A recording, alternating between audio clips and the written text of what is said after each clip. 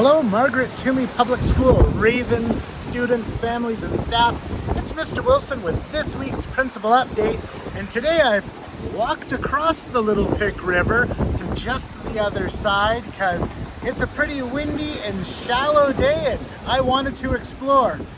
But first, let's chat a little bit about what's happening here at Margaret Toomey Public School.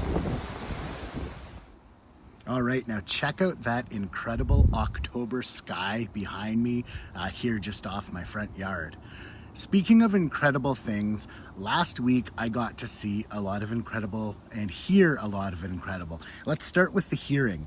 A huge shout out to the Ravens students who are submitting top-notch dad jokes for the morning announcements. I don't know when the joke of the day tradition started, and I don't know at what point we started handing it over to the students, but you folks are doing a top-notch job with incredible jokes, so please keep those coming. More importantly, probably, is the learning that I've been seeing in classrooms this past week. It's been awesome. In the kindergarten classes, just seeing routine get established and seeing learning happening, seeing reading development and number sense really starting to emerge. In the grade 2 class, I had the opportunity to really listen to students gain independent reading skills and celebrate that reading joy. In grade 3 last week, I watched our math coach, Vanessa Pamea, work with grade 3 students to start to really assess where we need to focus our teaching this year. Grade 4-5 are digging into this really cool novel study on this book called Ghost. And in grade 5-6, again, really cool math focus with, again, Miss Vanessa, our math coach, and rocking some writing skills and social emotional learning. Loving the novel study that's happening in the grade 7 class. They are digging into some really big questions and deep thinking. And then finally in grade 8, passion projects where our grade 8 students start focusing on topics that they want to learn throughout the school year. It's really cool seeing all of this learning happening. And it's really cool seeing the work that our teachers, educators, and support staff are doing as a team to support learning. And I'm excited to be able to share some of the actual work, learning, and awesome that's happening in classrooms with each week. Yesterday, October the 5th, was World Teachers Day, speaking of incredible teachers. So this week, I also want to give a shout out to our teaching team. They are amazing. Some days I'm not going to joke around, but it is like herding cats, friends. But realistically, they are amazing educators. They work to get to know our students, their strengths, their interests, their needs. They lead and teach with care and compassion, with a lot of knowledge and strengths and abilities. We're really fortunate to have the teachers we have. Because we know teachers are hard to come by right now. It's a bit of a staffing shortage, but thank you to the dedicated educators who are part of Margaret Toomey Public School. I am very fortunate to learn and work with you too, and so are our students and families. So Ravens and families, there are a couple of other things that I want to talk about just with regard to being positive, safe, and happy at school. Over the last several months, really, that I've been part of Margaret Toomey, I have been supporting a lot of situations on the soccer field. It's not just the soccer field, but actually it's often outside where I'm getting reports of people just not being as nice as we expect people to be. Sometimes it's overly competitive behavior when we're just trying to focus on fun.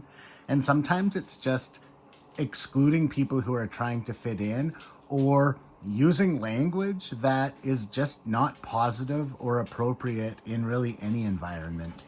So I bring this up because We recently were taking a look at the Our School survey data. Our School surveys are completed by staff, families and parents, and students from grade 4 to 8. And it helps shed light on bullying issues. It also helps me create plans like our bully support and prevention plan, which I've just finished putting together and will be sharing out soon, so that families can give me some input and insight. I'm really curious about conversations that happen at home.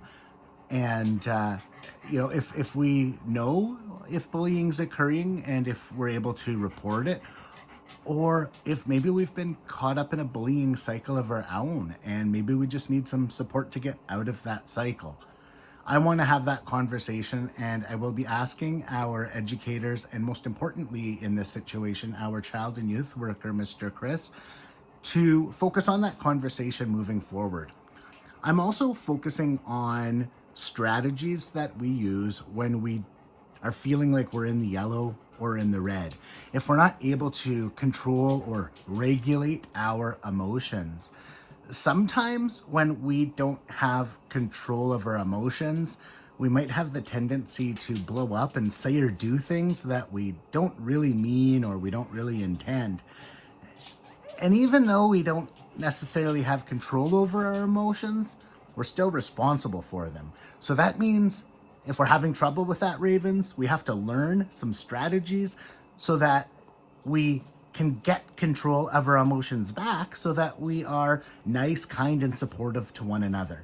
So again, this is an area where your teachers, educational assistants, other school staff, and Mr. Chris and me will be supporting you. We'll be supporting you by making sure that we follow our progressive discipline plan whenever we make mistakes or bad choices that maybe hurt somebody else or are against our code of conduct.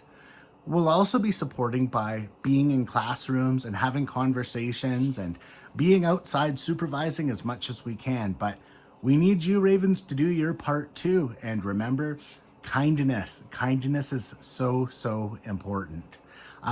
Again, I will have that Margaret Toomey Public School bullying report or bully prevention guide up very, very soon.